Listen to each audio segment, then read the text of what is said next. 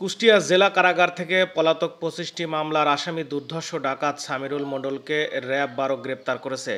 তিনি খোকসা উপজেলার ওসমানপুর গ্রামের শামসুদ্দিন মণ্ডলের ছেলে।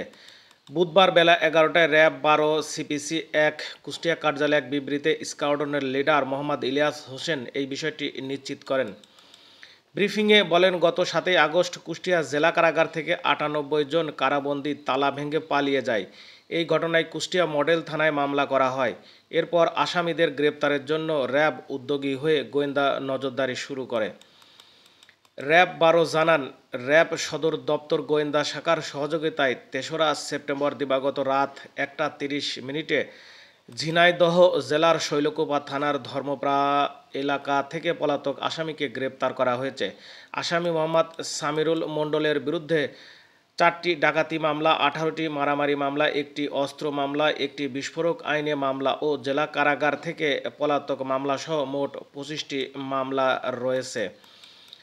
কুষ্টিয়ার স্কোয়াড্রনের লিডার মোহাম্মদ ইলিয়াস হোসেন বলেন, জেল পলাতক বাকি কারাবন্দীদের গ্রেপ্তারের চেষ্টা অব্যাহত আছে। গ্রেপ্তার আসামিকে আইনানুগ ব্যবস্থা গ্রহণের জন্য কুষ্টিয়া মডেল থানায় হস্তান্তর করার কার্যক্রম প্রক্রিয়াধীন রয়েছে। কুষ্টিয়া র‍্যাব-১২ অভিযানে কুষ্টিয়া জেলা কারাগার হতে পলাতক দুর্ধর্ষ ডাকাত মোহাম্মদ সামিরুল মণ্ডল গ্রেপ্তার।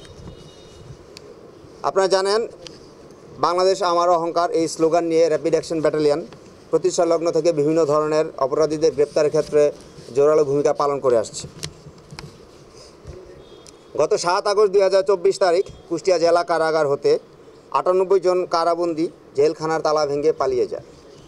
আসামি পলায়নের ঘটনায় কুষ্টিয়া মডেল থানায় এই সংক্রান্তে একটি মামলা দায়ের করা হয়, যার মামলার নম্বর ১০ তারিখ ১৪ আগস্ট ২০২৪। পলাতক আসামিদের গ্রেপ্তারের ব্যাপারে র‍্যাব উদ্যোগী হয়ে গোয়েন্দা নজরদারি শুরু করে।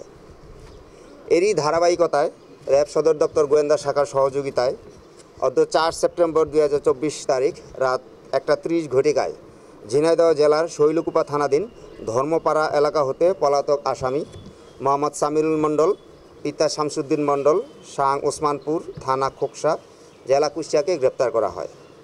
গ্রেপ্তারকৃত আসামি মোহাম্মদ সামিরুল মণ্ডলের বিরুদ্ধে ৪টি ডাকাতি মামলা, ১৮টি মারামারি মামলা, ১টি অস্ত্র মামলা, ১টি বিস্ফোরক আইনের মামলা এবং জেলা কারাগার হতে পলাতক মামলা সহ সর্বমোট ২৫টি মামলা চলমান রয়েছে।